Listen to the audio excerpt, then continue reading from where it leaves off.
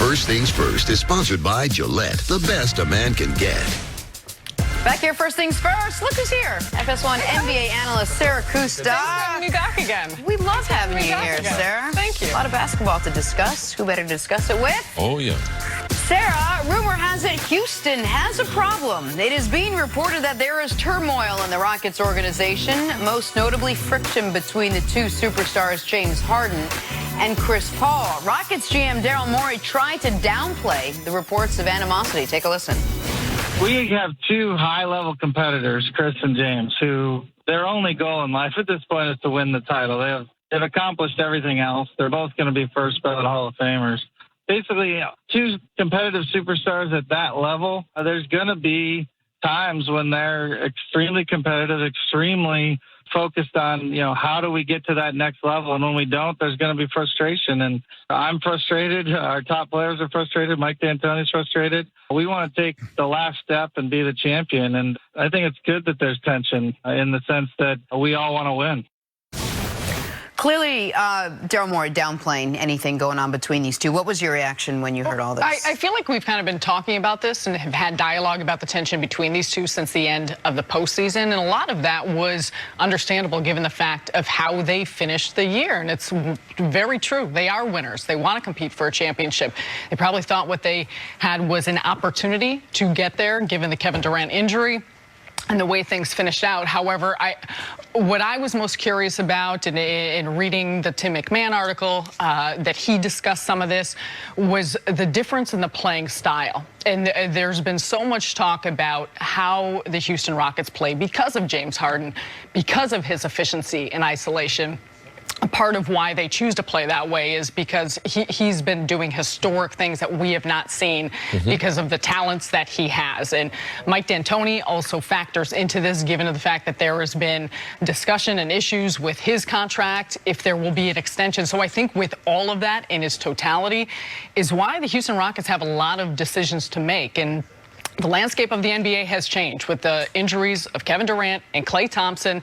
You look at this Houston Rockets team and you say they should continue doing what they're doing. Do you just run it back because they have been this close and now they don't have the team that they have come head-to-head with and fallen? However, I think a lot of decisions need to be made going into the season because I would have a hard time looking at Mike D'Antoni in the last year of his contract, not getting an extension, discussions between the playing style with two of your leaders that you assume that everything is just going to be smoothed over if you don't hash that out before the season starts. All right, so I can tell you what Daryl Morey believes, and this is not speculation, then I can tell you what I believe. What Daryl Morey believes is they should be the favorites. Now, everything we're saying about the Lakers, we should say about Houston. Favorites in the West? Favorites to win the title. That these should be the favorites to win the title given what's happened with Golden State. Daryl Morey believes the Rockets are in a position very few teams in the NBA are, which is they are going to return their exact same starting five. That they are not trading Chris Paul, they're not trading Clint Capella. Now, do I believe that they would have liked to try to trade Chris Paul? I do believe that.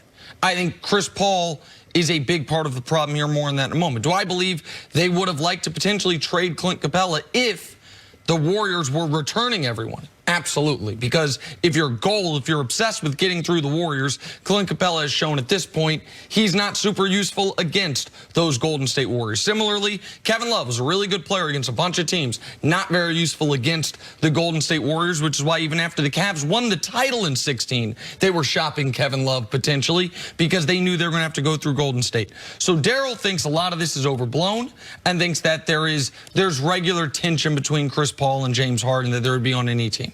Here's what I believe. I believe Chris Paul is a first ballot Hall of Famer, one of the 6 greatest point guards ever, an outstanding player. And he doesn't get along with people. And he is abrasive. And it is his way or no way. And he is, for the first time in his career since after his rookie season, by year 2, Chris Paul was an MVP candidate. By year 3, he almost won it. He's been the best player on every team he's ever been on until right now. And now, not only is he not the best player, but he is a diminished player. And we have heard so many coaches say, what is the hardest thing in sports? Coaching the all-time great who's no longer great. And I think Chris Paul is struggling with that. And I think it is a guy who has always been abrasive to a degree, who doesn't know how to say the same. You can make the same point a bunch of different ways. He makes it the point in his finger in his face that way. And now he's doing that, not as the best guy on the team, not as the guy that everything runs through. And that is going to cause some friction. Now, the Rockets are stuck here, though. No one is trading for Chris Paul and giving you anything close to equal value. The only way you would get off that contract is including extra picks, and you're not getting a player to replace him. So that's the position they're in. Now, do I think the Rockets, despite all that, could come back and do what they did last season? Sure, they had the best record after the All-Star break, and then you'll see in the playoffs. But the team they couldn't get through, Golden State, is going to be lessened, which is one of the reasons why I think they might be putting a pause on potential major offseason moves. But this isn't all fake. Like the Chris Paul, James Harden tension is real. Is it enormous turmoil? I don't know, but it's not made up. That I'm very confident in. Yeah, a couple of things happened in Houston. Number one is they don't have any confidence in the coach. That's why they didn't give the coach an extension. Even the extension they talked about, part of the extension was they could still fire him, and the money at the end of the contract wasn't going to be guaranteed. They're going to give him like $2 million, even if he signed the extension. Well, why are you giving me an extension? To fire me. So that they got a huge problem with the coach. I think they have a problem with style. Houston is one of the few teams in the NBA during the regular season, they don't do a bunch of practicing. The owners told us that. Daryl Morey has told us that. And when you get to a playoff series, the practice and the connective tissue that they don't have, because they don't spend a lot of time on the court during the season, the postseason is totally different, where you spend a lot of time on the court, and you don't see D'Antonio from a style standpoint change defensively. So they got a number of issues besides Chris Paul, because this is the same Chris Paul. He was that way in college. He was that way at every stop he's been in the NBA.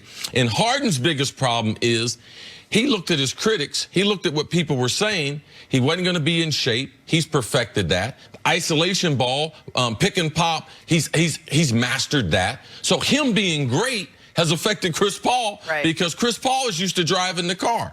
And you know what Houston's told him? Hey, get in the passenger seat. And he's like, man, I saw that car crash coming against Golden State. We could have avoided. I was healthy. If we would have run a different offense with me running the point, we could have potentially gotten through that. So these are all real conflicts. But right now, they got to forget all that. The way the West is shaking out, they need to come back as the same team. Capella just got better. Why? Because Golden State's not going to have the Hampton Five to be able to go against. So I think they're one of the favorites in the West as we stand today because of the point you made. They're going to have their whole starting lineup coming back. Yeah, and you look at it, I mean, the issue comes down to, and when we say with style, if on-off numbers of your two best players are better when they're each on the floor by themselves as opposed to being on the floor together, you have a problem. And that's something you need to figure out, because you're going to start a game and you're going to finish a game with those two players on the floor. So that needs to be when your team is at its best. And Chris Paul, John Wall, they have the two worst contracts in the NBA. Chris Paul's not tradable. You couldn't trade him for a six-pack and a ham sandwich right now. They got $120 million. Yeah, Jason, like that. They got $120 million coming to him over the next 3 years. Yeah. We're wondering, man, can he make it through the playoffs? Last year he did do that, but he's not the player that he once was. There's one point you made that I disagree with, and that is the faith in the coach. Daryl Morey and Tillman Fertitta went to Mike D'Antoni's house, thought they had shook hands on a deal. Mike D'Antoni says, listen, I'm non-confrontational to a fault. I should have more directly told them, just talk to my agent, Warren Legary. When they brought that same deal to Warren Legary, Legary scuttled it. This was the second time around. This wasn't the $2 million buyout. This was a better contract. I believe. No, this is after Daryl. This is after the coach got upset, walked out of the meeting. Yep. You know what Tillman Fertitta did? He got on his private plane. So let's put that in there. Yes. He got on his private plane, went to West Virginia, and went to go see him to try to fix it. To try to fix it. You know how I know what people believe in you? What they pay you. But what your contract say? But see, I think before the season starts, Mike D'Antoni will have a new contract. I don't believe. But why do you have to fight over it? Well, okay, well that's a separate issue, but because it undermines his authority with the player. Chris Paul's I'm stuck with for 3 years. So now as a coach, I come to a coach. This is my last year. I can't tell Chris Paul the truth. This is the way it's got to be. Yeah, you can't do one that. Of the reasons why they and have on top of the back, $5 million a year for a coach of Mike D'Antoni's resume and caliber. I mean that's what a lot. The offer that he didn't like was $5 million a year, and you get $1 million for every playoff round you advance. So it's $6 million you get past the first round, $7 million you get past the second round. Listen, I'm not negotiating the contract. I'm simply telling you I think they will get a contract done with Mike D'Antoni. And for Chris Paul can say, hey, I was great in Game 6. And it was. It was one of the 2 games in the playoffs he was great in against the Warriors. But Game 5, the swing moment in that fourth quarter when they could have taken control of that series with Durant gone, Chris Paul was bad, Harden wasn't great, and that's when the Rockets, what could have been them and the Raptors in the NBA Finals, that's when it all fell apart. Once again, the Warriors were the stumbling block. All right, we got to take a break. Sarah, stick around. Coming up, should the Lakers be the favorites to win it all next season? Plus, big guest coming in. Shaquille O'Neal joins us. Less than 90 minutes or so. This is First Things First. Ham sandwich, 6-pack. They ain't got to be cold.